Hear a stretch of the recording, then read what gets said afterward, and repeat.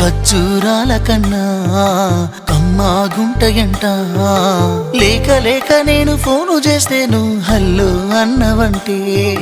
బెల్లం బువ్వ కన్నా తీయగుంటదంట ఎన్నడూ నాడు ఫోను చేసే బాగున్నావన్నవంటే ఏడాది ఎండల్లో ఉంటేనై మోస్తున్న నా బతుకు కష్టాలని పిల్లని చెయ్యి పట్టాలని